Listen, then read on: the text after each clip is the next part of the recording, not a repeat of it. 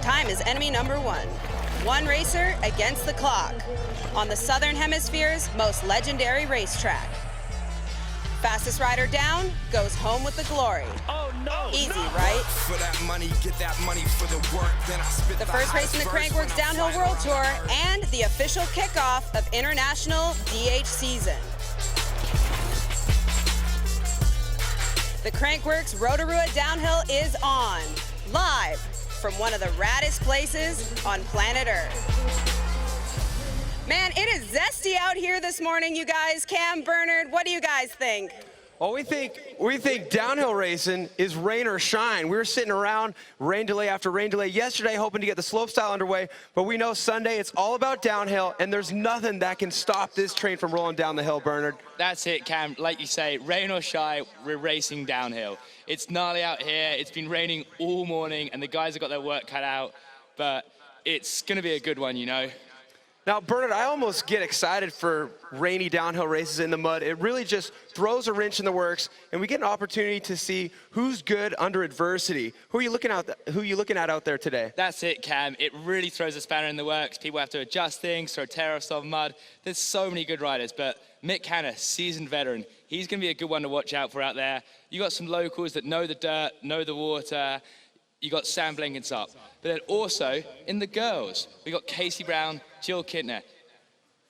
Casey's been killing it all week, as we know. She got a podium in the Redwoods. She won the Enduro, but unfortunately, she's had an injury. Oh, it's really unfortunate to hear that. Casey Brown out of the downhill today. You know, she's got a history of doing well in this downhill. She was third last year, third the year before. So it's going to be a big impact having her not in the field today. But somebody who is racing today, Jill Kintner. She's been having a great week, hasn't she? That's it, Jill. She's won 3 events now, podium the other. She's really killing it. But downhill, it's not her strongest point. She's good at it, but it's wet again. It's really going to throw a spanner in the works. She's going to have to concentrate and really stay on her lines. It's a lot different to the air DH. One thing you can say about Jill Kintner, though, is no matter the discipline, downhill may not be her specialty, but you never count her out.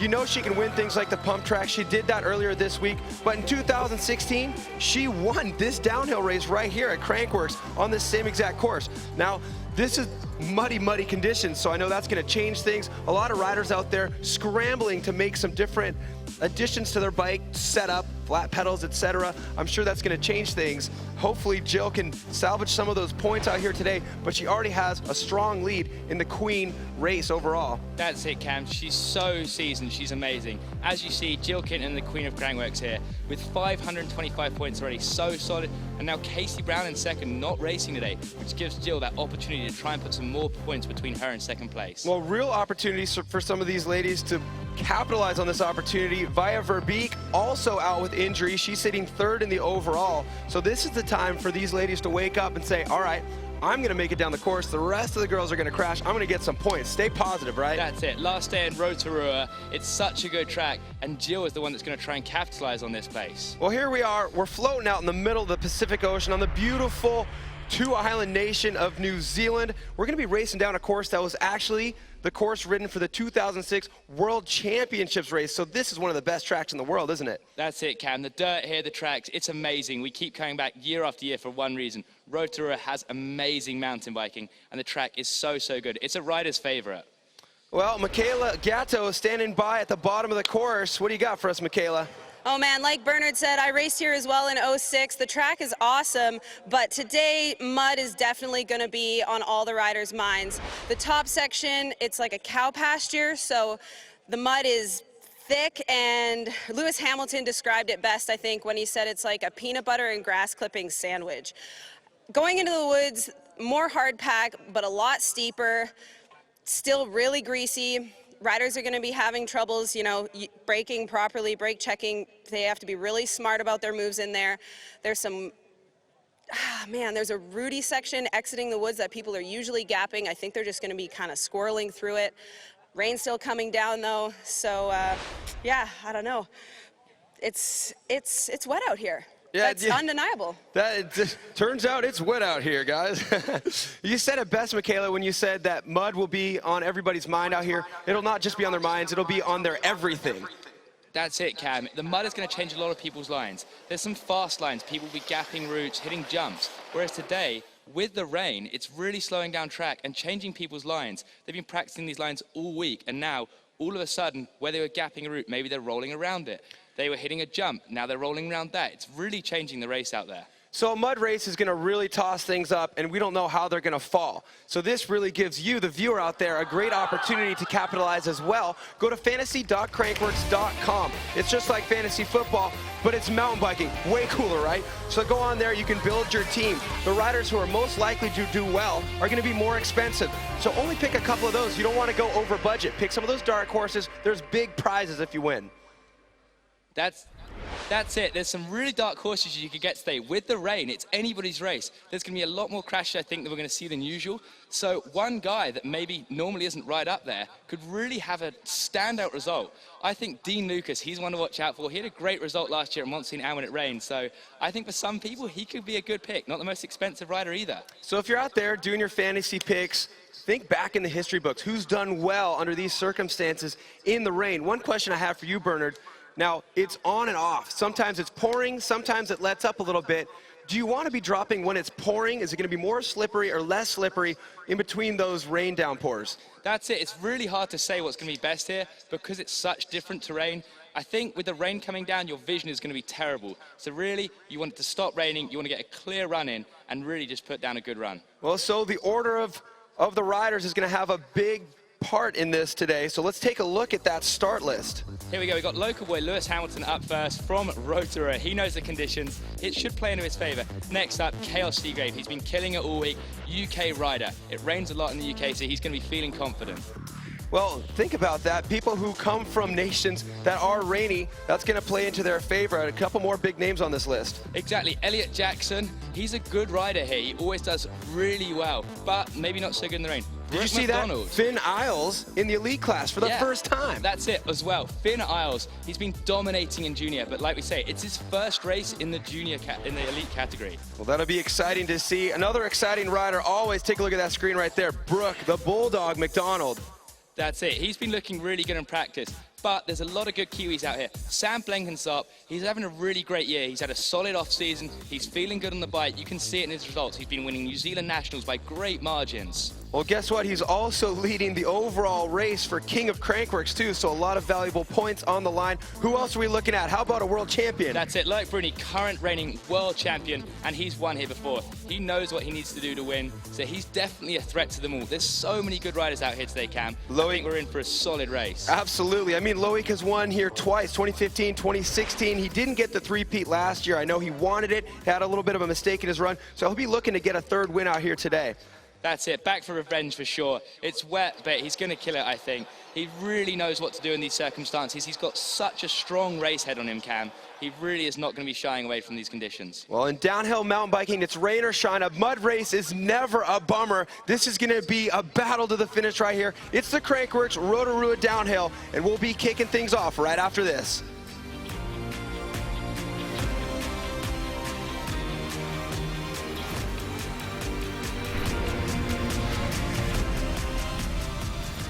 We're trying to make a drivetrain that works better.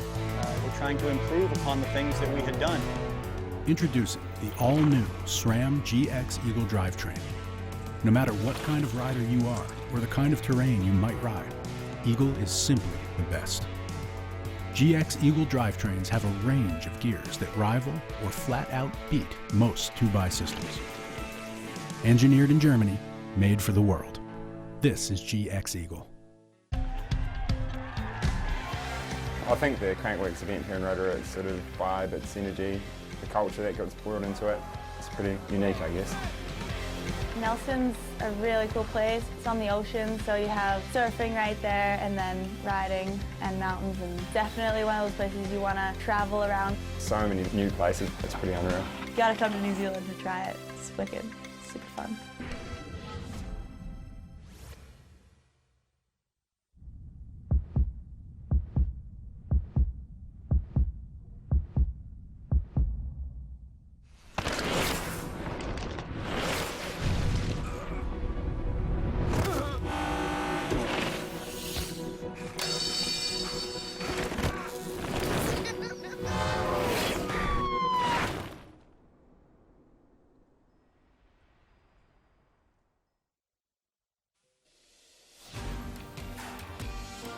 New Zealand, every day a different trail.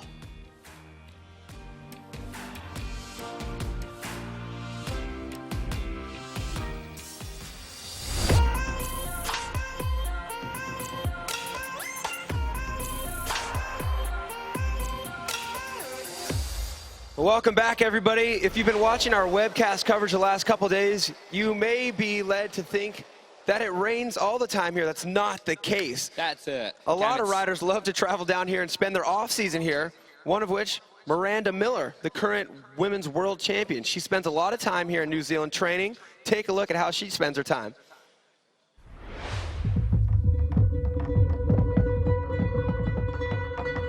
What it takes to be the fastest rider on the planet. I think everyone is always trying to figure that out. My goal for this Crankworx weekend is to kind of just have productive practice runs, feel like I'm progressing on the track.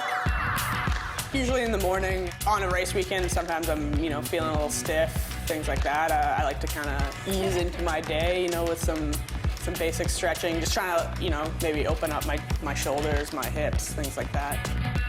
Rotorua Skyline Bike Park's pretty cool, really natural. You start in a field and there's grass lines and yeah, it's wide track. Pretty challenging when it's wet, it's kind of steep and slippery dirt, some good rock gardens. This year we just came for 2 weeks of testing and riding in Queenstown, which is, it's like the sickest bike park ever because it's got good track variety. Coming to New Zealand for the first time, I'd do everything there is to offer, I'd go mountain biking, I'd go bungee jumping, I'd do it all. It's amazing. It's honestly one of the coolest countries ever.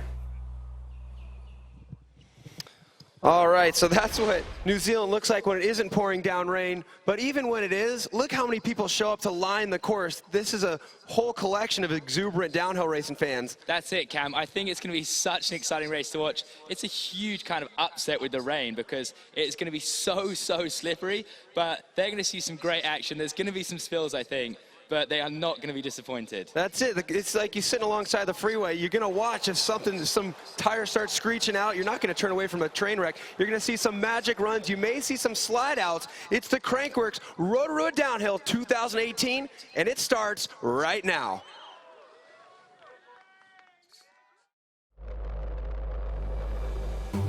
There's a special energy in the air here in Rotorua.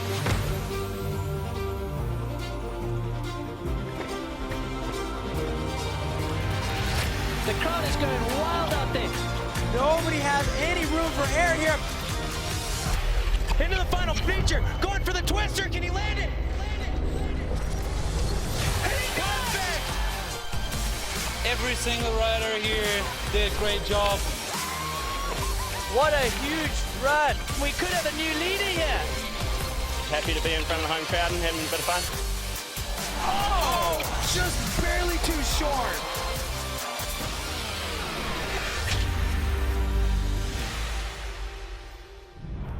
Well, let's get into racing Crankworx Rotorua Downhill.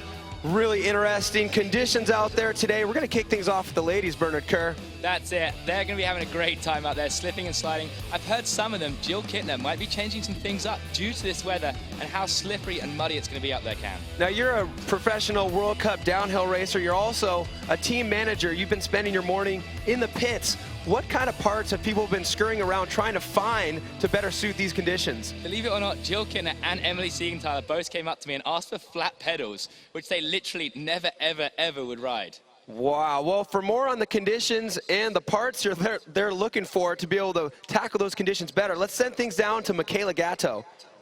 Thanks, Cam. Yeah, I'm looking at some of these bikes coming through the finish line here, and the clip pedals are full of mud, the pants full of mud. I think all the girls that have come down so far have had trouble staying on the bike, which is not surprising. And yeah, some of the girls are starting without even having their goggles on. They didn't even bring goggles because they said, what's the point? There's just so much mud coming into your eyes that you don't even, there's no time for tear-offs, there's no time for anything.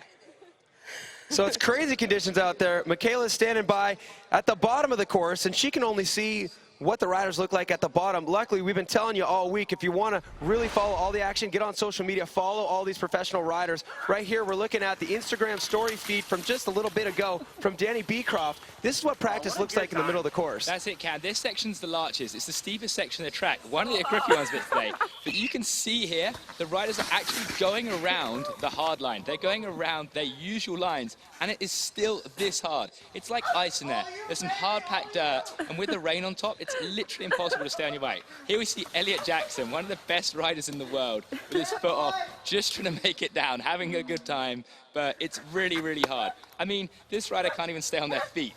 This is what overall series standings are all about. Who can ride under a multitude of different circumstances? Of course, there's probably going to be some dry races later on in the Crankworx World Tour season, but you got to be able to ride everything. You're going to have to ride the mud of Rotorua 2018, get some points in order to get that overall. It's going to be really interesting to see who's able to triumph over the adversity and salvage some points here today.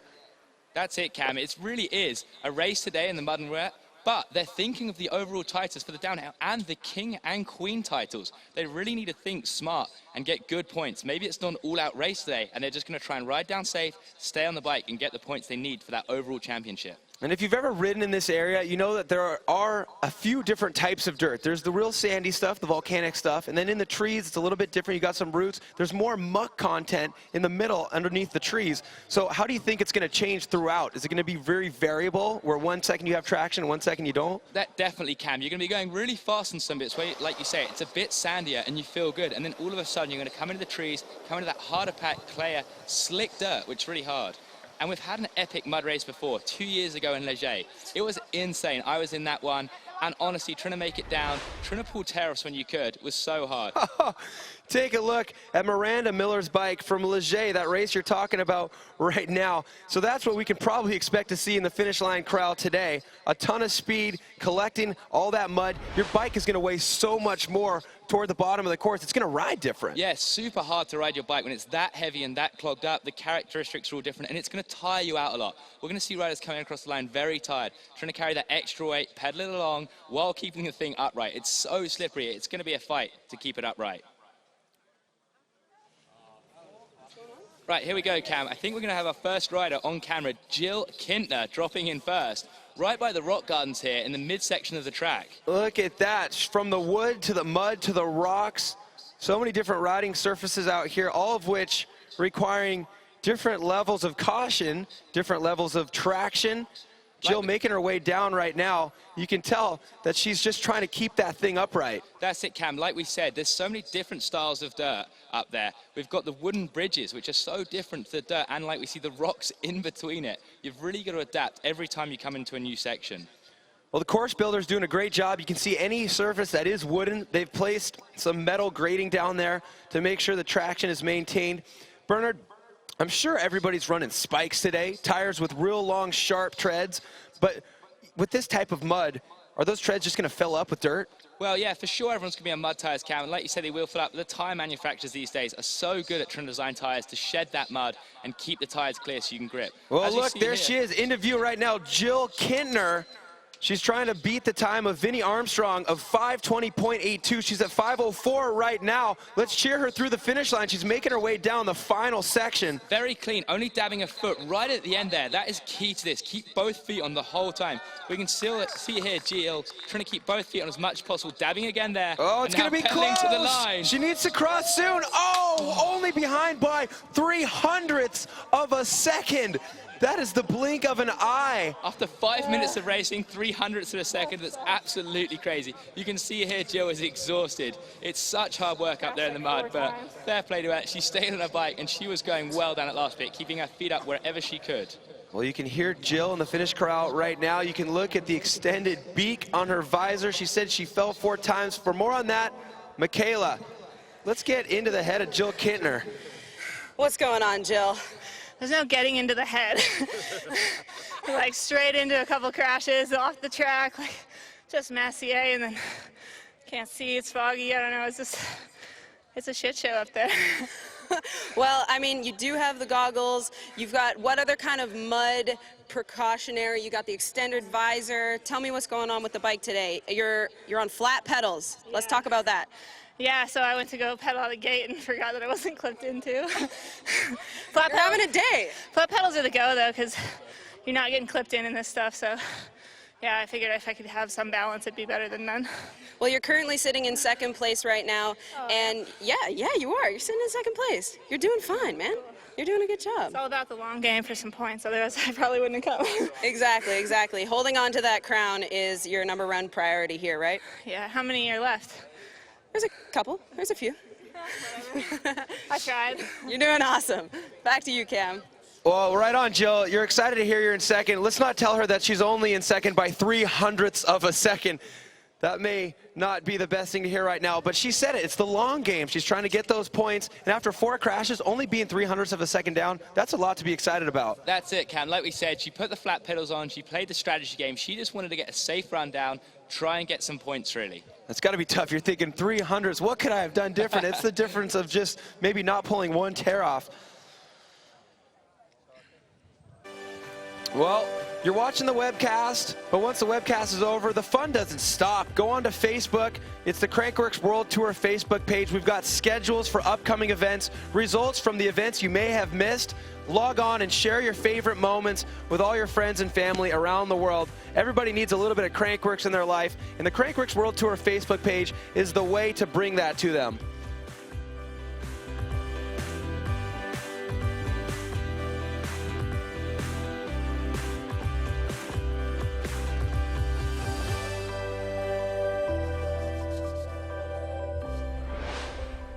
Well, back to racing here at Crankworx Rotorua. You see across the lake, which is better than all day yesterday, where the visibility was so clogged from the rain clouds. So things are looking up right here. We actually have less umbrellas in the audience than usual. So it's going to be an evolving story here as the conditions continue to change and we keep seeing riders drop in. It's going to be an evolving story, to say the least. Definitely. I mean, the sun's out right now, but it is still going to be so wet on course. It looks nice down here, but up top we can see there's a lot of fog. Visibility will be terrible up there. But currently in the hot seat, Vinnie Armstrong out of Auckland has obviously put down a good run. She's held it well here in the mud. Well, taking a look at our results page right here. Yep, Vinnie Armstrong still sitting in the lead as we're waiting for our next competitor to drop. She's got to be happy with that. She's going up against some of the best riders in the world. We saw Jill Kinter come down just 0.03 of a second back after what looked like not too bad a run. Jill said she went off track, but that's to be expected in the mud. It's so slippery out there. Vinnie Armstrong really is putting a good run down here. Under normal circumstances in a downhill race, you'd crash and you'd go, oh, that's it. But it's just a matter of crashing less than everybody else because crashes are almost inevitable here. But we're looking on camera. This is our current world champion from the World Cup series here. Well, the World Cup race from last year. That's it, Cam, and she is 35 seconds up at the split. Miranda Miller coming through the rock gardens here into the bridge, and she's on a stormer of a run here, putting some serious time in. 18 seconds at the first split, 35 at the second. She knows what she's got to do here. She is no stranger to adverse conditions and trying to play the smart game. No way. Miranda Miller in the green by a huge margin. But like we've said before, you can crash multiple times and still have a good time. With that big of a lead right there, she almost has a bubble to fall over a couple times and still be looking pretty solid. That's it, Cam. We see her there taking her foot off, playing it smart. She doesn't want to risk it. She could have kept them on, get on the cranks a bit earlier, but she knows it's slippery out there. And she is flying 36 seconds up now, coming out of the last woods into this final open section, but there's still a lot to play for here. You see, she's already slipping and sliding. She's slowing down a little bit. She knows this last bit is super greasy here. Well, so much room to work with right here. Over 36 seconds ahead of Vinnie Armstrong. That's it, Cam. You see her just holding her foot off, just trying to play it smart. Like I said, really trying to go smooth here to the line. She knows she's had a good run. Miranda Miller rocking those World Championship stripes on her jersey. Here she comes down the line. Crankworx Rotorua. Let's hear it for her. 4:51 in the lead by 29 seconds. Miranda Miller. Well, whopping time for Miranda Miller. She's even looking clean. It looks like she was able to stay on her bike the whole way down. Now we have our next rider on screen. Who's it going to be, Bernard? This is it, Emily Siegenthaler from Pivot Factory Racing. She is 3 seconds up at the split right now, Miranda. Oh, taking the inside line through the rocks, not going outside around that berm. That's it. Going straight through there, risking it all. She knows she's on a good one as well, and she wants to put down a good time here, Cam. Well, we're looking for the split right now. We're going to be able to see where she fares against Miranda Miller, who's currently sitting in our hot seat by 29 seconds. Here she comes, over the little step up there, pedaling hard through, coming up on Miranda split here, and she's 17 seconds up, Cam. She is on the run of her life here. She is no stranger. From the Swiss Alps, she's seen the mud, she's seen the rain. She's obviously dealt with these conditions a lot in her time before. Emily Siegenthaler on fire. Can she unseat Miranda Miller from that hot seat right now? She's ahead by 17 seconds at the split. She's got to hold on to this. That's it, looking smooth there, but like we just saw Miranda, she's slowed up here. You've got to play it smart. Don't rush your time here. You've really got to think, how's my run been? Don't be an idiot, just ride smooth, keep your feet on as much as you can, and get to the line safely. Bernard, your teammate, what's it like watching her right now? She's got to hold it together across the line. She's got a great margin, but a crash would ruin it all. That's it, Cal. I'm nervous, I'm going to be honest with you. But she's looking smooth here, hits the step up. The only girl to do that we've seen so far. Taking her foot off. Here we go. Emily Siegenthaler to the line. 3:30, 21 seconds into the lead. Amazing run by the pivot rider, Emily Siegenthaler. Wow, Emily Siegenthaler goes into the lead. She expanded on her window there in the final straightaway. Back up to the top. It's Tani Seagrave. It's foggy up there. Tani is no stranger to this. Again, coming from the UK, it rains a lot there. We have bad weather conditions. So she is used to this. Slipping and sliding, like we said, it's such gnarly weather up there. Well, we've seen the last two riders come down and absolutely smash their previous competitors. We're looking for a split time here from Tani Seagrave. She's up by 9.54 seconds. Like I said, Cam, she knows what to do when it comes to these wet, slippery races. Up by 9.5 seconds on Emily Siegenthaler that went into a huge lead. Tani Seagrave, her first Crankworx World Tour appearance. Is it going to be a win? I think she could be on for it here, Cam. She's really got to hammer the pedals on this section, keep her head in the game, and not override this course today. She's still 9.73 up at the next split. She's holding things together, and she looks to have been able to keep things very clean, too. Here she goes. About to come out the final woods here. Up over the bridge. Coming into the seconds. 10 seconds. She's still keeping that lead margin going. Inching it out just a little bit more. Here we go. Up into this last off-camera grassy section. Carrying really good speed there. Breaking up. Playing it smart. Now we saw Siegenthaler extend her lead in this section right here. Can Tani Seagrave do the same? She has 10 seconds to work with. Getting a little bit loose there, but staying on track. See, taking her foot off now. She's just got to keep it rubber side down to the line here. Hitting the step up again, coming in, here we go, last turn. She's just got to pedal to the line and she's got this one locked up. Tani Seagrave in a 4:18, 11 seconds into the lead. Another rider able to extend their already healthy lead in that final straightaway. Tani Seagrave is our last rider of the competition. She will take the win. Amazing ride by Tani Seagrave here, her first Crankworx downhill, and she takes the win. Well, as Tani Seagrave catches her breath and celebrates with Michaela Gatto. Michaela, stick a microphone in that helmet. Let's hear how happy she is. All right, Tani, how are you feeling right now? You look like you were riding on rails. Yeah, I was. So hard to stay up and so tiring, but I'm glad I got down in one piece. Got a whole season ahead of me, so. And this is your first Crankworx downhill. How does it compare to, you know, some of the World Cups that you've ridden in the mud like this? It's a lot different, that's for sure. It's like a mud bath down there, it's like ice, so I don't know, I like it, it's good, but it's just hit and miss. Just kind of all rushed by you. Do you even know what just happened? Not really, no. That happens sometimes in the downhill runs. Well, amazing job. Tani Seagrave coming home with the win today in the Rotorua downhill. Well, congratulations to Tani Seagrave. What a great way to start her Crankworx season, her first Crankworx event. She's going home with a souvenir in the form of a gold medal. Yeah, it's really impressive, Cam. Like I said, she's from the UK. She's no stranger to these conditions, but still, an 11-second win over Emily Siegenthaler with not a bad time either. Miranda Miller in third, local girl. Vinnie Armstrong, look at that, the New Zealander coming out of Auckland, really keeping it strong down there. Well, with those last few ladies were any indication, our men's race is going to be even more exciting than we could have imagined. It's the Crankworx Rotorua Downhill. Men coming at you after the break.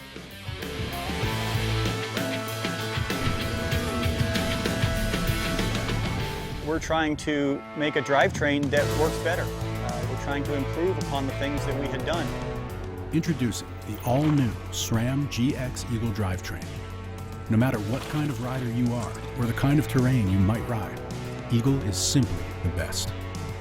GX Eagle drivetrains have a range of gears that rival or flat out beat most 2x systems. Engineered in Germany, made for the world. This is GX Eagle.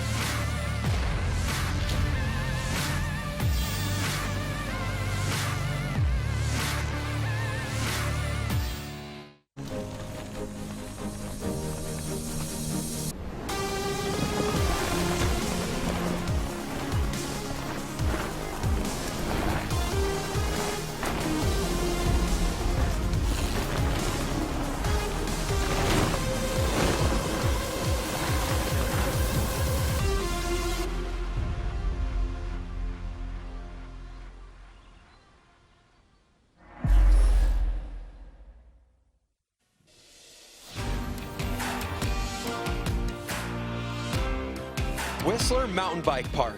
Love the feeling of being truly awake.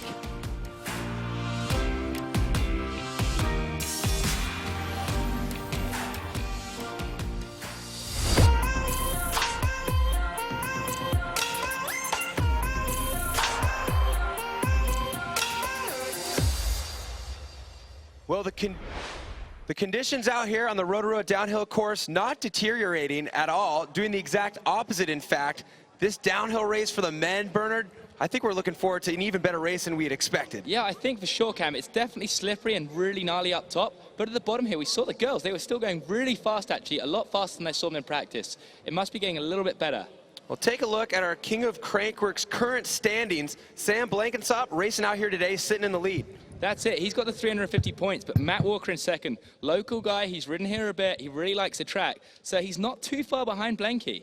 But what about Mick Hanna right there, the guy who got second last year? He's had a couple great results already this week. But Matt Walker sitting second place in the King of Crankworx rankings currently. That's it, Cam. We've seen him earlier in the week in the Enduro. He's such a well-rounded rider. He's scored some points in some really good events here. So Matt Walker participating in a whole lot of events out here. We saw him in the Enduro. We saw him in the pump track. Here he is in the downhill, looking for those valuable points. But the guy who's leading the charge right now at the top of the list in the King standings, Sam Blankensop. Yeah, Sam Blankensop riding so good this year. He's been training super hard this offseason. He wants that King of Crankworx title. He's been close in the past, and he's really fighting for that. We know these conditions are gnarly when Blankensop is wearing gloves. How about a guy who's won this race twice? He won it in 2015 and 2016. The world champion, Loic Bruni. Yeah, Loic Bruni, such a great all-round rider, such a racer, such a strong head in him. He's really going to want to take that win after last year out here. So a lot of great competitors out there, but only one bulldog, Brooke McDonald. Brooke McDonald back on Mondraker bikes, the team he won his first World Cup on. Well, we actually strapped a camera to the helmet of Brooke McDonald, sent him down the downhill course. Now we get to take a look at that. For an onboard look from Brooke McDonald, take a look at the GoPro course preview. Hey, I'm Brooke McDonald. I'm going to take you down the 2018 Rotorua Crankworx downhill for the GoPro course preview.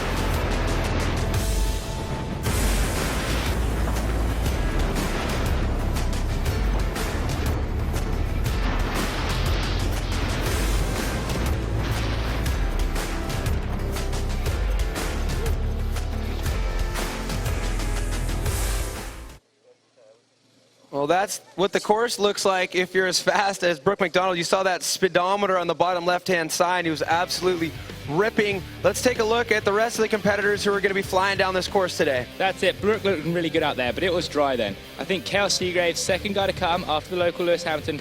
He's going to be really good in the wet. And we take a look at this. George Brannigan on a new team this year. He's won national races here back in the day, so he is not slow down here. Elliot Jackson also has had 2 podiums here before. Finn Isles, first year in Elite. It's really where he's going to have to square up to the big boys this year. Well, that's one of the things I'm most excited about is watching Finn Isles square up against these elite men field. And look, we're going to finish it off with a bang. That's it. Dean Lucas, he's no shy one to wet weather riding. Mick Hanna, seasoned veteran. I think he's got something in store for us today. Well, there's a look at our competitors. Make sure you go to fantasy.crankworx.com, build your team, decide who your dark horse is going to be. Don't blow your budget on all the big names. That's it, Cam. Be smart with it. There's some high-priced riders for sure that are always done well and are going to be good today. But like we say, there's dark horses. Dean Lucas, I think Cale Seagrave could be one. George Brannigan. There's some people that really excel in the wet. There's riders that are always good in all-round conditions or super dry. Wet, it throws a spanner in the works. We're going to see some unusual results here today, I think. Well, it's a great way to become a part of the action, fantasy.crankworx.com, but it's also a great way to win some prizes. We'll be giving away prizes for all the fantasy winners for every single discipline. Tomorrow for slopestyle or later today, whenever we're able to run it, the big prize is going to be a trip to a European stop on the Crankworx World Tour. So a lot up for grabs. Go to fantasy.crankworx.com, build your team. And here we go. I think we're going to go to the track again and start the elite men's field with Lewis Hamilton, the local guy. First guy on track, he knows the hill, but like we say, it's wet. It's normally sunny and beautiful here in Rotorua, so a little bit different conditions for him. Here he is in the start hut. You can see how foggy and how bad the conditions are up there. Visibility must be so hard for these guys. And you see, first turn, already sliding, he's got a foot off.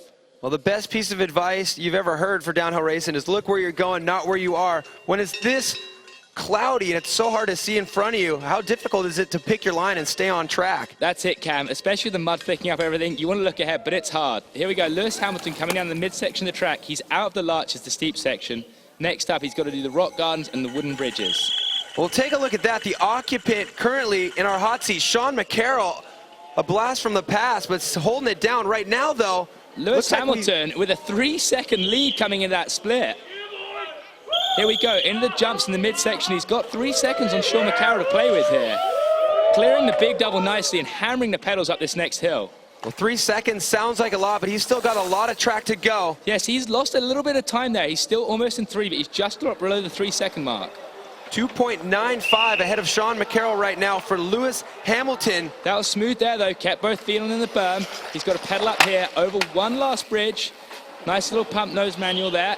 He's going to jump through here and out of the woods into this last berm before the gnarly slippery section. Well, into the final section, he's gained a little bit more time now. 3.13 ahead of the hot seat right now, being held by Sean McCarroll. Lewis Hamilton, can he do it? That's it, keeping both feet on really nicely there, carrying really good speed through that section. Here's Gets the step up, clears it nicely. Here we go, down the last turn, through the last of the riders, doubles through the line in a 3:47, 8 seconds into the lead for Lewis Hamilton, your local boy from Rotorua. Well, between the last split and the finish line, he gained over 5 seconds. So we saw that, Cam. He kept both feet on so well all the way down that bit. He didn't try and dab a foot. He kept his weight central, and he really pulled some time back on the end there. Well, let's take a look back at the replay right now. Lewis Hamilton clearing that step-up jump despite these muddy conditions. That's it. It's all about the setup. He keeps his feet on, he keeps nice and straight, and pulls up. You see there, he hits his back brake in the air because his front's a bit high. It's got to be a whole lot faster if you're able to muster up the speed and the pop to get up that step up. I'm sure all of our top contenders today in the men's field will be hitting that jump. For the fans out here, can't wait to see Mick Hanna hitting that jump. You never know what he's going to throw off of that. That's it. He's got his signature suicide, so we'll have to see if he comes and pulls that out for us today, Cam. Well, let's send things back up to the top. See who our next competitor is here in the Crankworx Rotorua Downhill Elite Men's Field. Lewis Hamilton looking happy with that one. It's a solid run for him. He's got down. He's into the hot seat. That's a good time here in the wet. The peanut butter. We hear him saying there, it's like peanut butter up there. It's definitely drying up. We had such heavy rain overnight and this morning, but as you see, it's brightening up a bit down here and it's becoming peanut butter. That means it's getting a little bit thicker, a little bit slower, but also you're gonna get some more grip with that. The peanut butter? The peanut butter grip, Cam. Well, stacked field out here. Lewis Hamilton going into the hot seat with a time of 3:47. Now the difference in conditions here, throwing a lot of time in between our winning time last year and what we'll probably see here today. The winning time last year from Jack Moyer was 2 minutes and 55 seconds. So we're almost looking at a minute difference here, just going to show how challenging the conditions are. But they're still flying, still putting on a show, throwing roost and clearing that last step-up jump. That's impressive. That's it, Cam. It's impressive. It's so slippery down that last section. Still to get over a big jump like that is a good effort. And as we see here, here's the current leaderboard. Some elite men going earlier in the day. But Lewis Hamilton leading that one out right now. Mitch Truby holding things down there, 14th spot. Yeah, the slope starters giving a spot. They all like the downhill. It's good fun. What we like to do, Cam, we ride bikes. Anything that's fun, we want to do it. Well, a lot of the riders who aren't professional downhill racers who follow the World Cup circuit sign up for this race, but not too many actually show up when the conditions are as rainy like that. Mitch Truby deciding he's going to do as many events at the Crankworx World Tour as possible. Cool to see him on the list there. That's it, Cam. He just wants to be out here riding his bike, having a good time with his friends, and doing the races. The tracks that Crankworx build for us are amazing, especially this one here in Rotorua. And here we go on screen. We got Bas van Steenbergen, it looks like, coming up next. Yeah, that is, in fact, Bas van Steenbergen. Looking forward to a view at the split time. Now we'll wait. We'll stand by for an update on Chaos Seagrave, who was supposed to be the next rider we saw come on screen. We'll touch on that later, but right now it's all about Bas van Steenbergen out of Kelowna, British Columbia. That's it, looking smooth there, coming into the step down before his big double. Oh, taking it far, missing the double there. Interesting line choice by Bas. Well, we can see the time comparison right there. Lewis Hamilton had a 3:01 right now. Bas van Steenbergen 7.73 behind that, but look closely to his bike. He hasn't been pedaling. He may not even have a chain right now. That's it, Cam. I think he's lost his chain somewhere up there. Putting his rip and rolls as well, trying to get his vision back. Really pumping the bike here. You see him working out his legs and arms. Definitely no chain on the bike, but it's still in contention here. Only 9 seconds back with no chain on his bike. If anybody's capable of still carrying speed without the ability to pedal, it would be Bas van Steenbergen. That's it. We see him leaning back in that turn, pumping, coming down this next bit with so much speed, really attacking the course here. For those of you at home, take the chain off your bike, ride a trail that you ride on a weekly basis, and see if you can carry speed like Bas van Steenbergen, putting on a clinic. Styling it up for the fans here. He knows he's lost his chain, coming across the line in a second place still with a 3:56, just 8 seconds back from Lewis Hamilton. It's a shame about his chain, but he did everything he could. Well, sliding ahead of Sean McCarroll by half a second right there without a chain. Look at that, still hanging on the cassette there. Let's send it back to the top. Our next racer out of the San Diego area, Alpine, California, it's going to be Austin Bubba Warren. Here we go. He's a flat pedal rider, so these conditions could suit him. Although he's from dry California, he keeps his feet on there nicely through these top slippery turns. Now, dry conditions can be slippery also. There we go. You see his back wheel sliding all over the show there, pedaling to get back up to speed up top. So Austin Warren on course right now. And the time's looking good. He's within touch of Lewis Hamilton here. We'll have to see once we get our split here, but he's not too far behind. Pedaling and coming into the rock gardens here before the wooden bridges. A little bit sketchy with the front wheel. The rocks are going to be super slippery today. Oh, he's lost some time. 10 seconds back on Lewis Hamilton. So the split looks to be at the end of that bridge right there. Austin Warren 10 seconds back. He has his chain. So let's see if he's able to slide ahead of Bass Van Steenbergen in second place right now. That's it. Pedals in. Is able to hit the jumps now he can pedal. Pedaling up the next little flat section before we're going to go up this little bit, round a turn and drop down that last steep bridge. So riders who are familiar with slippery conditions because their home trails are dry, is it a different skill set when the trails get wet? It's slippery, but is it in a different way? It's super different, Cam. Dry slip to wet slip is super different. But Bubba here, he's handling it well. He's not lost any more time there, 10 seconds back. Looking really smooth and relaxed here going into this last section.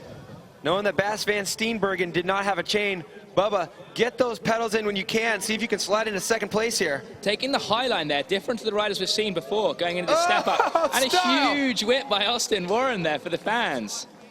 Here he goes, coming across the line. What can Austin Warren do for us? In a second place, he made up 3 seconds there on that last bit. Way to go, Austin Warren, putting on a show for the fans right here. Great style over that right-hand step-up hip in the final section, going into second place. What the hell? You hear from Bubba right there going, what in the world? What a wild ride. Well, we're going to send things down to Michaela, who's standing by with our current leader. Local boy Lewis Hamilton currently in the lead. You said it best earlier on today when I saw you, peanut butter grass clipping sandwich. I mean, is that your favorite type of sandwich or what? You're leading by quite a bit. We'll forget the grass clippings, but yeah, peanut butter is definitely not the grip out there. What is kind of like your biggest tip to riding in this type of condition? I didn't really have any expectations of where I wanted to be. It's quite hard out there, so a lot of riders just to get down and clean, stay real consistent on the bike. So managed to stay on and get one together, so we'll see how it stands with the big lads. Sweet. Back to you guys. Thanks, Michaela. Well, Lewis Hamilton hoping that he can spend as much time as possible in that top spot. We got Bass Van Steenbergen in third. Austin Warren just slid into second place. How long can Lewis Hamilton hold on to it? We're about to find out. It's the Crankworx Rotorua Downhill. We got more riders coming your way after the break.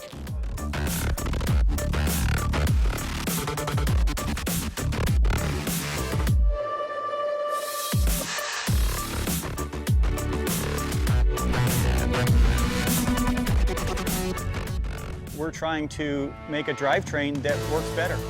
We're trying to improve upon the things that we had done. Introducing the all-new SRAM GX Eagle drivetrain. No matter what kind of rider you are or the kind of terrain you might ride, Eagle is simply the best. GX Eagle drivetrains have a range of gears that rival or flat out beat most 2x systems. Engineered in Germany, made for the world. This is GX Eagle. I think the Crankworx event here in Rotorua, its sort of vibe, its energy, the culture that gets boiled into it, it's pretty unique, I guess. Nelson's a really cool place. It's on the ocean, so you have surfing right there and then riding and mountains, and definitely one of those places you want to travel around. So many new places, it's pretty unreal. You gotta come to New Zealand to try it. It's wicked, super fun.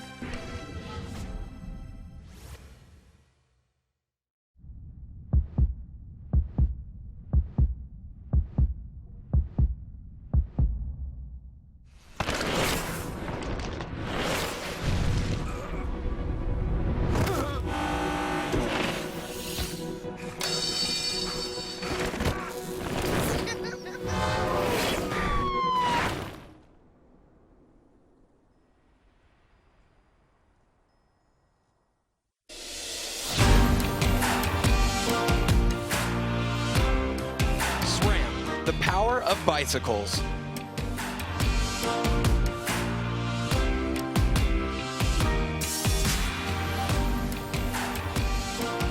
Here we go, back to more action here from the Rotorua Downhill. We got the elite men's field. Current standings, Bass Van Steenbergen sitting in third place, Austin Warren in second, and Lewis Hamilton holding down that lead by 6.97 seconds currently, but a whole lot more riders to come, Bernard. That's it, Cam. Local boy holding it out right now, but there's so many good guys to come here. It's drying up a little bit. The rain is on hold right now for us, and it's going to be a really good race, I think, today. They're going a lot faster than they were this morning at the bottom, so I think we're in some really good action here. If you're Lewis Hamilton sitting in that hot seat, would you be doing a rain dance, hoping for things to kind of deteriorate here? Definitely, I think. You see people at World Cups and they sit there for a while, and you don't want to see it different for other people, but at the same time, you want to win, you know? So you got to do what you got to do. It's an interesting situation being in that hot seat. You've done your job for the day. You have no control over anything that happens next. You have to just sit there. You see Lewis Hamilton with both fingers crossed on both hands. That's it, nothing you can do. You got to watch these next riders come down. Here we've got Jackson Frew out of Australia coming down here. Just in the midsection of the track, he's about to go into the rock gardens on these bridges. Nice and smooth through there on those slippery rocks. Oh. And he's 4.8 seconds up at the split. Well, Lewis Hamilton shaking in his boots on the hot seat down there as Jackson Frew appears to be on a ripper of a run. That's it, he must have kept it really tidy up there through the larches. Like we saw earlier, it's steep, it's gnarly, but maybe everyone's back to their normal line now. We saw them going around it on Danny Beecroft's Instagram, but they must be back online to be doing these kind of times. Well, he's taking pedals between every single section right now, looking to not be feeling any fatigue. That's it, takes a foot off there, a little bit loose off that bridge. He had some good speed into that. Here he is, pedal wheeling up over that bridge, really putting some power down. He must have been training this off-season.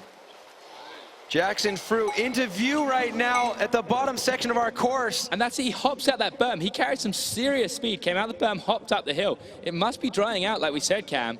Really carrying some speed down this last bit and taking the high line as well. Little foot off there. Oh, a bobble. almost He's not going to be able away. to get the hip. No, he has to go for the B line here, and that's going to cost him some time. Foot off. Here he goes, sit down. He's in a sprint to the line. He's still going to go in the lead by 6.63 seconds, despite getting offline, not being able to hit that hip, having to take the alternate line, but it was enough. We have a new occupant of our hot seat. His name is Jackson Frew. That's a great run by him, but you know later on he's going to be kicking himself for missing that top line there. Yeah, we got a whole lot more riders to come. You know that Jackson will be sitting there thinking about this moment, Bernard. You see there? He just loses the front a bit, takes his foot off to dab it, and then the front wheel de-weights off this ledge. Foot off again, stamps it down, but he really holds on to it well. That was a close call, Cam. It was a great save. That could have been throwing the entire run away right there. He only had 6 seconds to play around with. Losing front wheel traction and then going airborne. That was a great save. That's it, and it's a quick line change. I bet Jackson probably even hasn't ridden this line the whole race. He'd been hitting that big hip the whole time. So to quickly change, hit a different line and still get the line in first place, he can't be too unhappy with that. Well, great improvisational skills right there from Jackson Frew, landing him in the hot seat. But we got a whole lot more riders to come. We're about to see if it's gonna hold off and for how long. There he is, Jackson Frew, current leader in the hot seat with a 3:41.28 today. Well, we're getting closer and closer. We're getting closer to that 3-minute mark there. We were sub 3 minutes last year. The winning time was 2:55, but it was a completely different world. Conditions today, very muddy, but riders going way faster than what we had expected at the beginning of the day. Take a look at our current standings. That's it, Cam. With the weather like this, if it keeps the sun out, the track's going to keep getting faster and faster as more and more riders come down. We see here, Jackson Frew, 3:41. He's got a 6-second lead. And then a big break back to Austin. You often see these bigger gaps in the time when it's a bit wet. The track's so different. Little mistakes can cost you big time in the wet.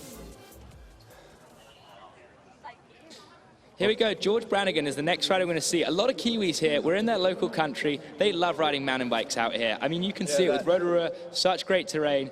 There's no wonder they're so good at mountain biking. A lot of fast Kiwis in the field right now. As you said, the next rider we'll see coming down the course is none other than George Brannigan, always putting on a show in this final section. I know the majority of the riders, or the spectators that set up there, are thinking about this guy right here, and he's dropping it on course. That's it, George Brannigan out the start, already getting loose. He's so well known for his loose style. You can hear the other riders up there, Rupert Chapman heckling him. We know George is a loose rider. Well, this is going to be a loud run. The fans love him here in Rotorua. They'll be cheering as hard as they possibly can for him the whole time. You hear the vuvuzelas already. That's it. George is an all-or-nothing rider. He's not going to hold anything back. He's not trying to have a safe run out there. He is going to go Balls to the wall, as they say, Cam. Remembering when we usually get a peek at our first split time, it's usually at the end of this bridge right here. What's it going to be? It's going to be close. There he is. Oh, a little bit offline there. You saw him hit the block and 1.3 seconds back for the time of Jackson through there. George is really going to have to get on the pedals into these jumps to carry some good speed to try and make that time back up. Well, George Brannigan is so good in the jumps. That was it. He got some good cranks in there, Cam, and he really needs to keep going if he's going to try and bring that time back. Well, the nervous facial expression right there from the hot seat, Jackson Frew standing by, anxiously awaiting the arrival of George Brannigan. Nice and smooth there by George, keeping both feet clipped in so he can get back on his tail scripper. And pulls his wheel up over that to get some good pump. Still 1.3 back, hasn't lost much more time. He's definitely within touch. We've seen a lot of riders make up time here in this final section. If George can just let off the brakes here and risk it all, he can definitely make some time up. And here you go. George Brannigan hanging out, opting for the low line, playing it safe there, quadding down into that bit. Here he goes into the big step up. Little start by George, keeping it nice and smooth. He's got a hammer to the line here to try and have any chance. He's only got a couple seconds to work with. And he does it, making up almost 3 seconds on that end section. George Brannigan from New Zealand in a first place with a 3:39. Incredible last section there by George. Wow, George Brannigan down by 1.3 and then all of a sudden finishing up by 1.3. So impressive. Let's take a look back at how he did it. Like you said, Cam, we know he likes this section. He's going to put a show on for the crowd. Both feet on all the way and just letting off the brakes, really, George, there. It's drying up for sure. Huge air down into this last down bit, into the big step up. George, 2.6 seconds he got back there on that last section. This is the way he always does this. Now a little bit modified and if here. You look, Cam, quickly there, he's got dirt on his right side. I think George went down in the midsection there and managed to pull it back to go into the hot seat. Well, it'd be really interesting to hear how he got that dirt on his right shoulder. But right now he's catching his breath in the hot seat. George Brannigan by a small margin, 1.33. But we have our next rider on course. This is it. We've got Yuki Kashima here out of Japan all the way here for Rotorua. Coming down over the bridges, he's a little out of touch, 8.8 seconds back, staying up right there. It's so awesome, Cam, to see such a diverse amount of riders here. People from Japan, New Zealanders, we've got English people. It's an awesome event Crankworx put on out here. We call this the Crankworx World Tour for a reason, not just because we travel around the world, but we attract the best riders in the world from all these different mountain bike disciplines, from pump track to dual slalom to dual speed and style, slope style, and of course, downhill, a crowd favorite, all the way from Japan here. Great to see such a diverse crowd. But Yuki Kashima taking on some Kiwi style here, not running any gloves. We see a lot of Kiwis do that, and Yuki's giving it a toss here. 11.3 back coming out of the last woods, but he could make up some time to try and slip into those top times. Yuki Kashima running the Kashima-coated forks right here as he enters the final section of the course. Let's see if he puts on a show for the fans. Keeping it nice and smooth, both feet on so far. Again, going for the low line. We see a few riders doing that now, trying to play it safe. Doesn't triple the whole way down like George Brannigan. Just makes it over the step up there. Here he comes for the line. Time's ticking. He really needs to get down there. Let's see where that puts him. A 5th place for Yuki Kashima. Out of Japan, he looks to be clean, no crashes, so he can't be too annoyed with that run. Nice run by Yuki Kashima there. Yuki slides into 5th place as George Brannigan gets more comfortable in that hot seat, but only ahead by 1.33. It's going to be interesting to see what the rest of the riders have. Now, Bernard, walk me through this. What could have happened in this run to put you maybe 15 seconds back? You know what, looking at it here, I'd say Yuki was expecting it to be wetter than it is. Like we said, it's drying out. And Yuki's riding smooth here, he's riding nice. I'm just gonna say he over-braked a little bit. He expected it to be a bit slipperier than it was. It's really drying quick, and the other riders are noticing that quick. That's the thing, the time between your last practice run and your race run, a lot can change. Never really sure what to expect. And but right now, here, we know we can expect something from this man, Matt Walker. Matt Walker coming at the top. As we can see, it's still really slippery. Matt Walker talking in his run there to the fans at the top. Hanging a foot, trying to keep it rubber side up. He looks to be cruising. I think Matt Walker might have a problem here. This is usually about the time on the course where we get a peek at our split times. Matt Walker definitely in the running for King of Crankworx right now, so valuable points on the line. I'm sure he's not going to wave this run off, but we're getting word that he did have a crash at the top. Yes, throwing a little whip in there, having a wave to the camera. He's not too phased about this one now. He went down at the top. He's lost some time. But Cam, he's in the King of Crankworx charge. He should really be pushing here because he needs every point he can get. Yeah, he's sitting down, he's waving to the crowd. Hopefully he's remembering that these points are so valuable. And there's a big spread here between first and 10. It's about 22 seconds. So he still needs to keep charging right now because he's actually not that far behind. That's it, and like you say, valuable points for the King of Crankworx standings, which he's currently second in. So Matt Walker here, he's riding well down the bottom here, but needs to push on for the line here, dabbing a foot, rolling through that section, coming into the last step up here. Another little whip for the crowd, just cruising it through. Well, Matt Walker, it's not going to be his day after a crash earlier up on the top of the course, but a one-hander off the finish line bump there. Good enough for 11th place. Not too bad, actually, considering he crashed and then completely gave up. That's it. He seems happy. There's a smile on his face. Well, George Brannigan sitting in the hot seat. We've been curious about why he has a little bit of dirt on his shoulder. For more on that, we're sending it down to Michaela Gatto. Thanks, Cam. Yeah, you looked like you were foot out, flat out at the top there, but you're a little bit dirty. Let's talk about it. Yeah, well, I wouldn't say I was foot out, flat out. I was just foot out at the top. And then in the larches, I got through most of it. Last corner on the steep bit just washed out. So, yeah, just... You made up time at the bottom, though, so that's all that really matters. And you're sitting in the lead. Yeah, I don't think it's going to hold for too long, to be honest. I think as long as the boys can stay on, they'll go fast. But it's interesting that's part of it. In these conditions, stay on, you do well. Have a little positivity, man. That was a great run. It wasn't bad. Athletes, so tough on themselves. Positivity and realism, I guess, are two different things. George Brannigan knows how it works out here when you're racing against the best in the world. Take a look at who we've seen so far and where they stack up. That's it. Although George hit the last bit so fast, he knew he went down, and we got some heavy hitters coming up, so he knows the run might not hold up. It's good for first place right now, Cam, but there's a lot of people still to come.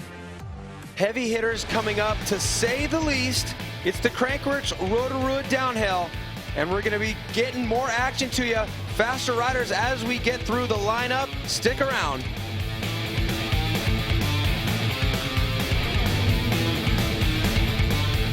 We're trying to make a drivetrain that works better. We're trying to improve upon the things that we had done. Introducing the all-new SRAM GX Eagle drivetrain. No matter what kind of rider you are or the kind of terrain you might ride, Eagle is simply the best. GX Eagle drivetrains have a range of gears that rival or flat out beat most 2x systems. Engineered in Germany, made for the world. This is GX Eagle.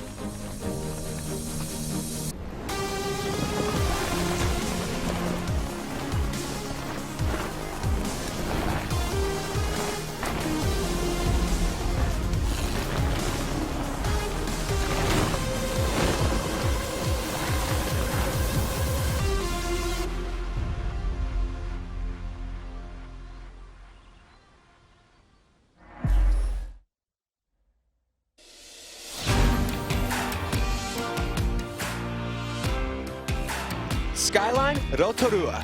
Once is never enough.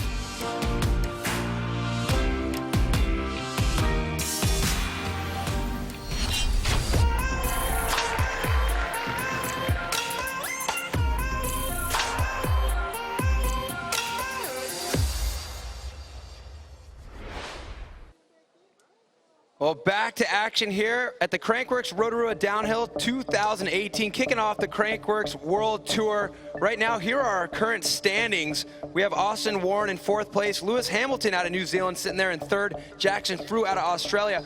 But your Kiwi sitting in the lead currently, George Brannigan. That's it, George Brannigan in the 1st place there. And let's take a look back at what these riders are doing today on the hill to get down fast. So,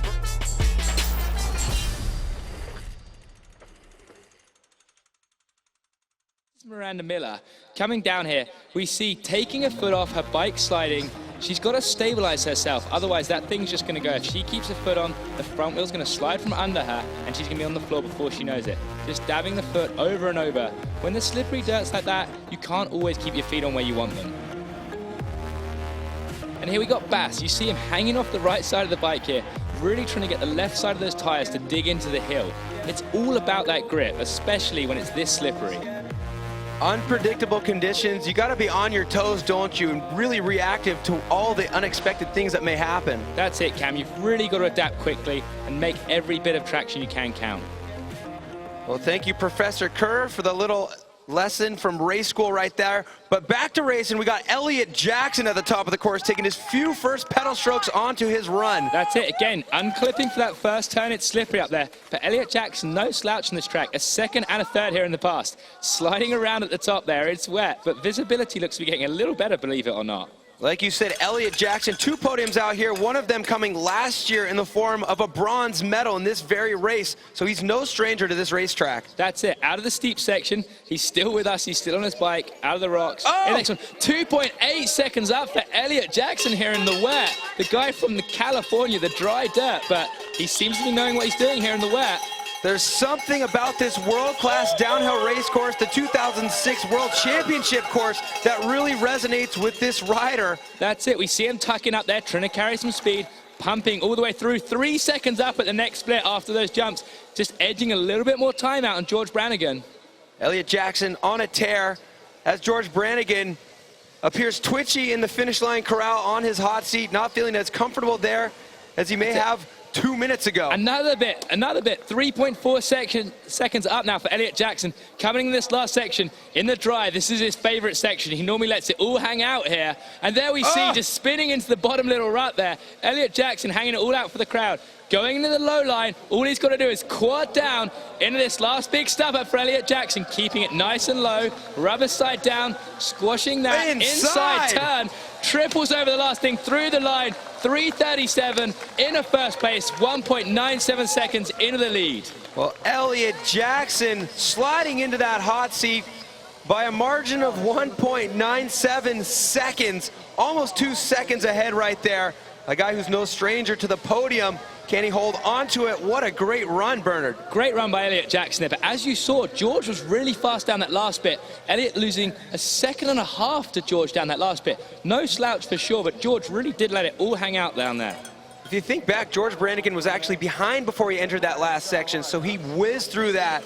He's been known to do that in past years, always a fan favorite in that final straightaway. But check it out, our next racer in his first elite appearance, Finn Isles out of Canada. That's it, he's really squared up against the big boys today here, keeping it really fast through those rocks. And he's 4.8 seconds up. Finn Isles showing he has what it's got when it comes to racing the elite field for the first time so far today, Cam. Just under 5 seconds ahead of the man you just saw cross the finish line, Elliot Jackson. Finn Isles on an absolute tear. Sprinting through there, he's so strong. He's really training hard, Finn. He's young, but he knows what he's got to do. 5.4 seconds up after the jump, sitting down, catching his breath.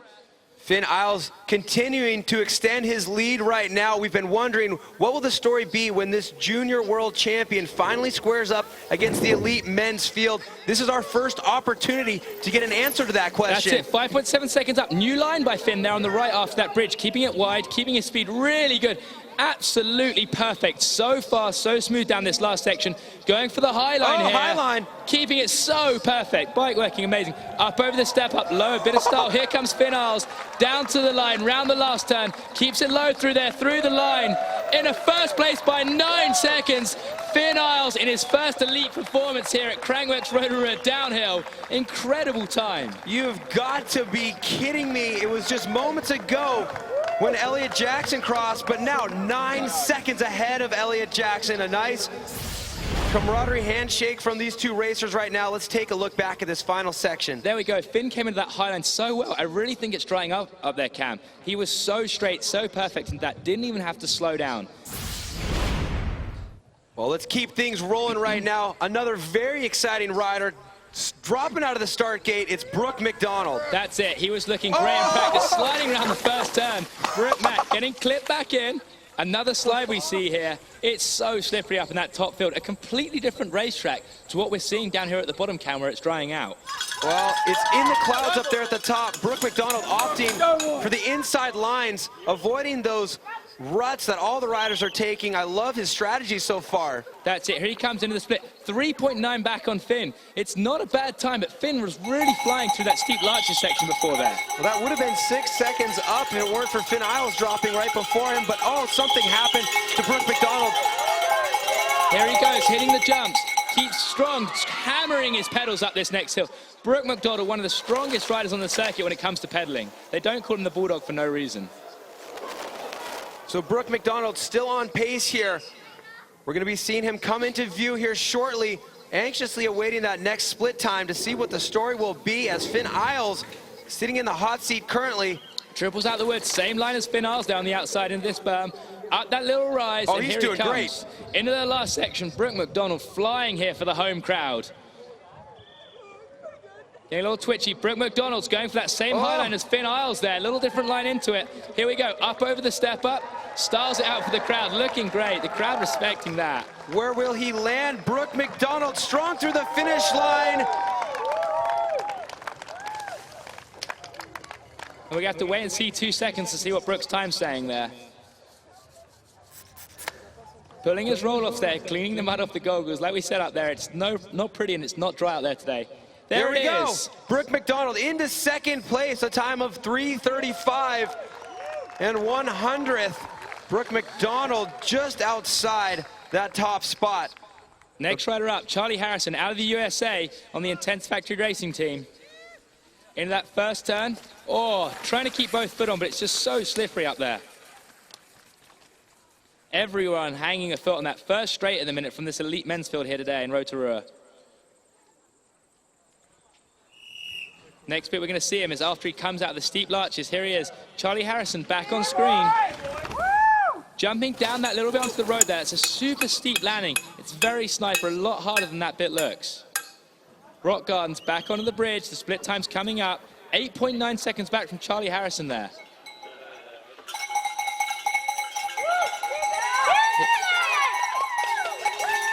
Now, Bernard, we're looking at this scorcher of a time from Finn Isles. What was it that put him so far ahead of the competition so far? I don't know if he had some inside knowledge or what, but he obviously just rode that midsection. Section we can't quite see on camera, it's the larches. It's the steep bit. The bit we saw on Instagram earlier. He must have ridden so well there, hitting his lines, and just not being shy that it was wet. He must have really got through that clean can. Well, definitely not coming into this elite men's field quietly. Finn Isles coming out with a bang right now, making a statement to say the least, but right now, it's all about Charlie Harrison approaching the finish line. Coming down these ladders, looking nice, keeping it smooth. Oh, almost losing the front wheel there, hanging a foot on the high line. He needs to get his speed back up so he can try and clear this step up. Really yanking for it. Little case by Charlie Harrison there. Needs to really pin it to the line to get across with a good time here. But Charlie Harrison will not go into the lead, but where will it sit him? 10.9 seconds back is good enough for fourth place currently for Charlie Harrison. And here we're going to see him on the high line again, getting loose. And it already looked like his left side's dirty. I think he might have been down before this. But look at that, foot off, swinging his leg over the bike, but somehow managing to hang on to it there. That was an impressive save, Cam. Well, when you see that moment that traction is lost, it helps you appreciate how difficult it is to stomp a run here without going down. Now we got our next rider out of the start gate. Alexander Fayol, and if you guys noticed that there, he went around the mud straight out of the gate, could keep both feet clipped in and there. Super different line by Alexander Fayol, the only one to do that yet, carrying some really good speed up top. Alexander Fayol out of France, trying to unseat Finn Isles. Here he goes, comes in, he's got that steep bit onto that road there, the compression. Pedals over, coming up on the rock garden. Here we go, over the bridges. We're going to see that split time, 13 seconds back. Finn Isles, Cam, really turned it on in that midsection. He was not scared. The new guy to the elite class, absolutely tearing through the steep section there. Well, when we see these split times come through, we're able to fully appreciate how great that run was from Finn Isles. But a lot of strong competitors to come. That's it, Alexander Fail looking down at his bike. Maybe he's got a little problem there. He's 15 seconds back now. Well, if you didn't have a problem with your bike, there's no way you'd be taking your eyes off of what's in front of you on this race course. So technical. Alexander Fail hammering the pedals there. The sun is out now. Look at that. As he's about to exit these last woods there. It's shining. 16 seconds back. Nice gap inside into this turn before we go up over the rise into the last section. Well, as the sun peeks out of the clouds, it's time for Finn Isles to start doing a rain dance right now. Alexander Fail a ways back right now in the ranking, but we have so many huge gaps separating our riders. Where will he sit, and what will it mean in terms of points? That's it. Alexander Fail nice and smooth through that last section, but too far back to threaten the top spots. In a 7th position, 18.7 seconds back.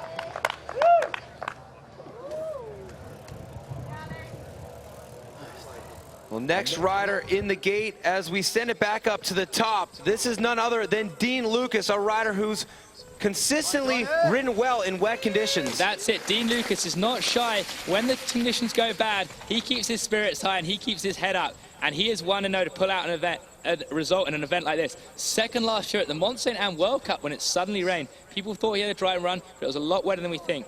Dean Lucas coming into the bridge section here. How's his time going to stack up against Finn Isles? Looking good. Oh, he's up by 1.21 seconds over Finn Isles. Dean Lucas right now looking to repeat on that performance from Mont Saint Anne that you were referencing to moments ago. That's it, Dean Lucas. He keeps his spirits high. He keeps his head in the game, pedaling there in these jumps, clears them nicely. He's really got to put the power down now here. Finn was quick all the way to the line. He's only got 1.2 seconds to play with here, Cam. He's lost a tiny little bit. That's it. He just really needs to focus. Under a second ahead right now. Coming out of the bridge. It's the turn here. He really needs to pedal hard. Finn was so good through here. Pumping, picking up over that roller. Dean Lucas cannot allow to give any time away. 0.86, another 0.1 of a second he's lost to Finn. This is going to be so close. So incredibly close. Dean Lucas still ahead.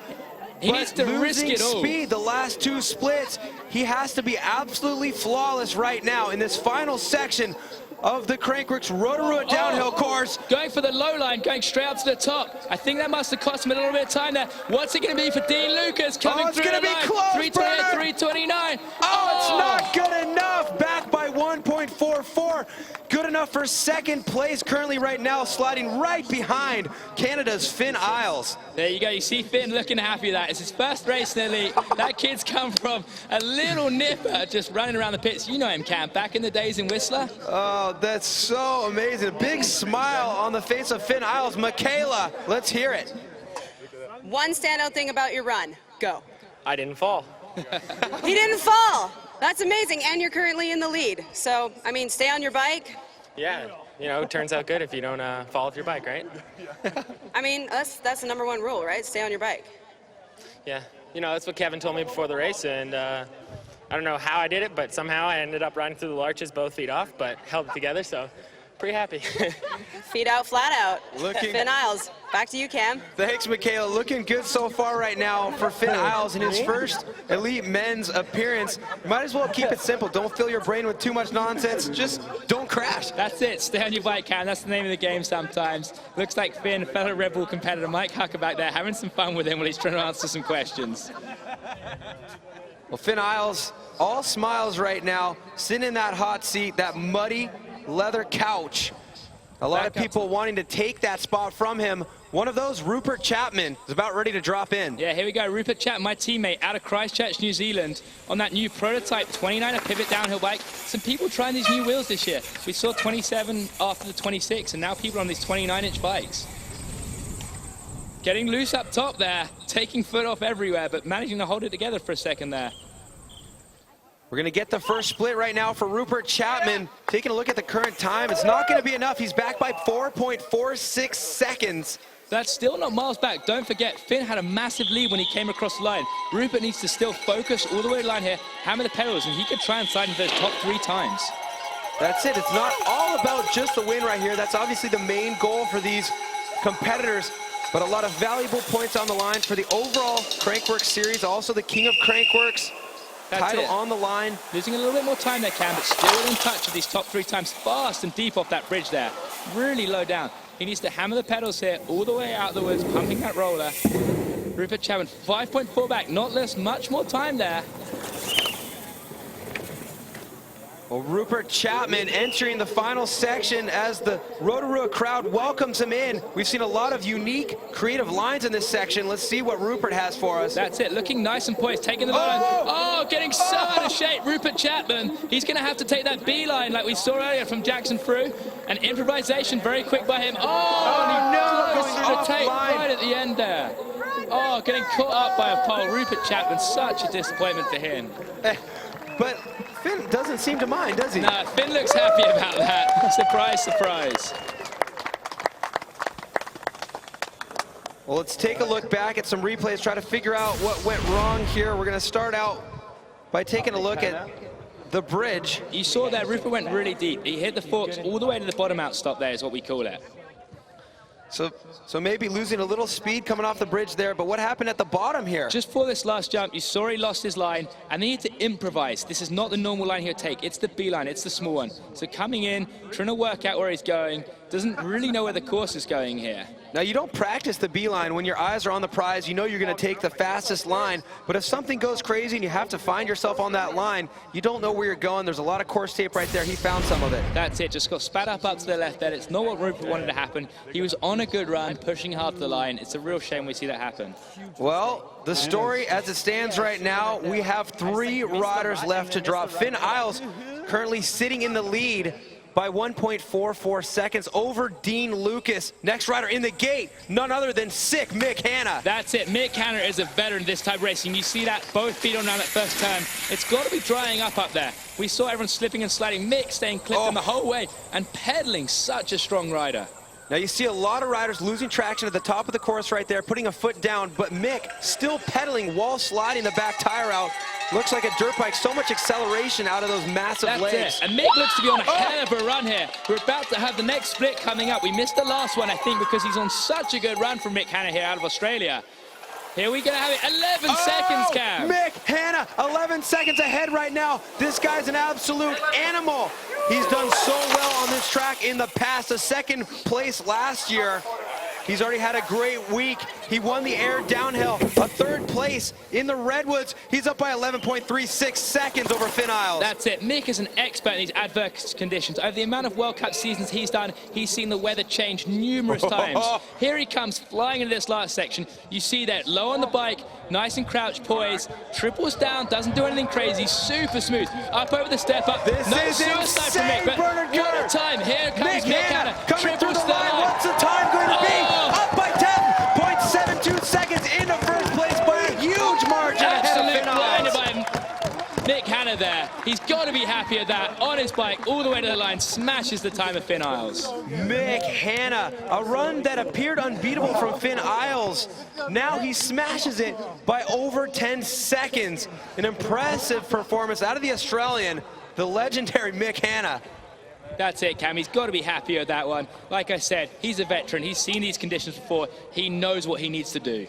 Michaela, if he has any breath left, let's get one quick question out of this man. Thanks, Cam. Absolutely massive lead right now. You missed the suicide no-hander, though. Did you feel like you were going for the win? Did you feel like you're on a heater? I kind of felt like I was doing a suicide the whole way, honestly. Well, I mean, no need to do one on the last jump, then. My goal was just to get down clean, and apart from one crash, it was fun. And yeah, I was stoked. It was crazy conditions today. Well, you've been having an amazing week, and you're just keeping on that roll. Cheers, thanks. Best of luck. Okay, thank you, Michaela. But Bernard, did he just say aside from one crash? I think he did. I don't see any dirt on him, Cam, so maybe it wasn't a full lying on the ground floor one, but maybe he hit a tree or something up there. Well, you would think it would have been a perfect run if he was that far ahead, but right now let's get back to action. Out of the start gate, it's Sam Blankensop. That's it. Like we said, Sam Blankensop leading your King of Crankworx standings right here. He's got 2 races on his mind. It's the Rotorua downhill, but also those overall points. He's got to play it smart if he wants to score some for that. Oh, look at this! Sam Blankenship in the green already, 4.41. Cam, not playing it smart, hammering down through the larches, obviously. Really hammering the pedals here. He wants to win. He wants the max points he can get for that King of Crankworx title. Expect the unexpected out here. Every rider coming down in the green. Sam Blankenship by 4.48 currently. That's it. He's really got to keep focused here to the line. The sun's coming out. He knows it's going to be drying out down here. Off that bridge, hanging a foul. Oh, getting spat a little bit there. But he knows, like I say, Cam, it's going to be dry. He's really got to hammer to the line here to keep that lead going. Well, you heard it from Mick Hanna. He said it felt like suicide the entire way, just trying to hold on. He had a little blunder, but still such a huge run. Now Sam Blankenship in the green as he approaches the finish line. Absolutely flying, hopping down this last section into the high line. Sam Blankenship, your Kiwi, absolutely flying here. Perfect down there, pedaling through the air. Signature style over that last step. Let's hear Sam it for Blankenship, Rotorua. what can he do to the line here? Pumping through. Oh, 5 seconds into the lead. Sam Blankenship, let's hear it from him. What a run.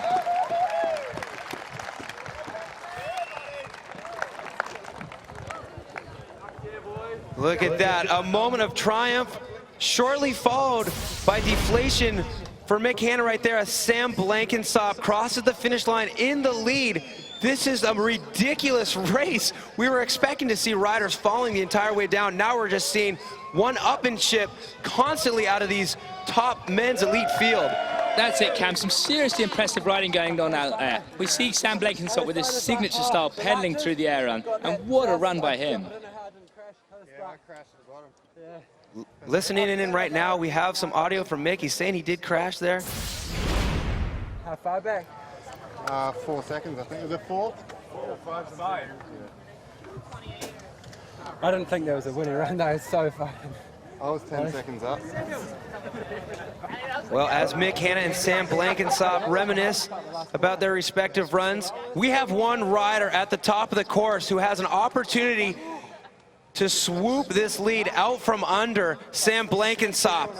His name is Loic Bruni, and he's about ready to drop in, Bernard. That's it, last man down the hill. He is no stranger to this position. A lot of pressure on him, but like I say, he knows what to do. He knows what to get it done. Hanging a foot off there, Cam, on the first turn like we've seen. Well, Loic Bruni, no stranger to this course. He won it in 2015 and 2016, off the podium in 2017, looking to get back onto familiar territory this year. That's it, Loic Bruni looking good up top, but still a little slippy. But like I say, the sun's coming out. He's going to know it's getting drier down here. He knows the track's changing. He knows he's going to have to push hard if he wants that top spot.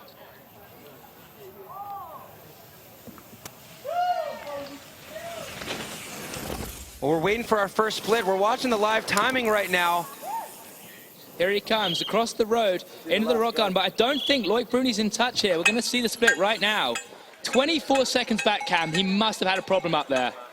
For Loic Bruni, a guy who's won this race twice before, to be 24 seconds back, you got to think something must have happened. Let's take a look, see if we can see any dirt on his jersey. That's it. Sam Blankenship's got to be feeling good down here. He doesn't want a fellow friend or competitor to crash, but you want to win. Sam Blankenship's really got to be happy about this one. Okay, guys, someone coming over? Well, a relieved look on the face of Sam Blankenship right now in the finish line, getting handshakes from friends and fans as Loic Bruni is looking at 24 seconds out of the running here. And just boosting everything. You can see him having fun on the bike now. He's not pumping too hard. He's not risking anything. He's having fun. Obviously a big problem up there, Cam. This is very interesting. You see that white World Championship jersey right there with no dirt on it, but so far behind from such a top caliber rider, going through the line in 7th place. Still a respectable finish. Not what he was looking for, but look at that man right there. Sam Blankenship out of New Zealand, walking away with the win. Let's send it down to Michaela Gatto with our winner. Hey, what's up, Sam? You just won. How do you feel? Good. It's always good to win, and obviously it's terrible conditions, but I know I always tend to do good in this kind of stuff, and it's what we grew up racing in, and it's like kind of a New Zealand classic kind of race, so it's awesome, and I always love this track, and a little bit bummed that the crowd is kind of here. There was lots of people in the larches, which was sick. It was kind of reminded me like world champs when you're racing through there, just everyone yelling, and got through there all right, and that was the main goal, and then just rode the rest of the track. I was like, okay, I can relax now and have fun, and it was fun, so I'm stoked. Okay, Rotorua, I think we need a little bit of a cheer for Sam Blankenstop right now. That's what I'm hearing. Can we get a cheer? And Sam, you were also sitting at the top of the leaderboard for King of Crankworx this season. Was that something that you were expecting, a placing that you were expecting to be in right now? No, not at all. I was just coming here to ride my bike and have a bit of fun for the start of the season. So it looks like I might have to do the rest of the Crankworx. So Yeah. we weren't planning on doing it, so I'll be there. I think you should make it part of your plans. Yeah, for sure. Yeah, all right, we'll see you at the next one. Yeah, thank you. Congratulations again. Thanks, Michaela. Well, that's great news. And yeah, I'd say that's a 100% obligation. We need to see Sam Blankenstop in Innsbruck, Leger, and of course, Whistler, as he is the leader in our King of Crankworx overall race at this moment. But let's talk about this race right now. Take a look at the final results there, Bernard. That's it. Sam Blankenstop obviously the win. Mick Hanna, great in second. But Finn Isles, first year elite, coming out swinging with that third place finish. Really impressive by him there, Cam. First elite appearance for Finn Isles in a podium. We thought it was going to be a win for a little bit there, but what an emotional finish. We thought we were done, and then we realized we had faster riders to go. The conditions improving consistently throughout the day, and now the course drying out as they're removing the tarps from the slopestyle course. We don't know what we have on our hands here today. A great downhill race. Who knows what's yet to come? Well, our downhill race is done for the day, and what a race it was. Jump without the foot on the inside. Coming up next, take a look at what we got for you. And so it begins. There's a special energy in the air here in Rotorua every time we show up. The first stop of the Crankworx FMBA Slopestyle World Championship. Veteran riders pushing technicality to unimaginable new levels. One last features, 47.25, Vinny lands it! Fresh blood looking to step onto the podium. The backflip, no to the cannon, tail whip, straight to pedals! Each taking their shot at the oh-so-elusive Triple Crown of Slopestyle. An iconic course with a 100% track record for radness. The Crankworx Rotorua Slopestyle in memory of Magaza. Going for the twister, can he land it? Perfect! The forecast call for air sickness. Live on Red Bull TV. Well, Bernard Kerr, we've been taking it one moment at a time here. We started out the day with downpour. We got into downhill, and now we saw Sam Blankenstop take the win. But we're seeing the tarps being taken off of the slopestyle course right now. So we want to announce to you, viewers at home, at 3:30 p.m. local New Zealand time, we're going to get those local times for you all around the world right now, so you don't have to get out your calculator.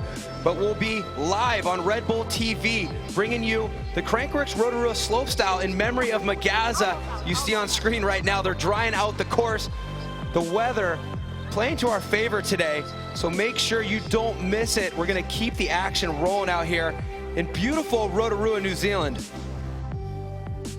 That's it, Cam. If they log on to Red Bull TV, the app, their computers will calculate the time for them, so they don't have to check in what country they're in, so what time they can watch the show. They just go on to Red Bull TV, and it's going to tell them what time they can watch the Crankworx Rotorua Slopestyle today. So we're going to give out more points today than just the downhill, it appears. Let's take a look right now, Bernard, at our current King of Crankworx rankings. That's it. Sam Blankenstop miles ahead now with 500 points. Such an impressive ride from today. Like you said, he wasn't planning on doing the whole tour, apparently, but he's going to have to make it now. But Mick Hanna in second with a respectable amount of points. Matt Walker still in the third spot. So Bernard, final thoughts on the race today. A little bit better, a lot better than what we were expecting. Oh, from when I was talking to the riders earlier, Cam, it was an absolute nightmare out there. They were just in survival mode, trying to make it down. But as you saw, the sun came out in beautiful Rotorua, and it was an amazing race.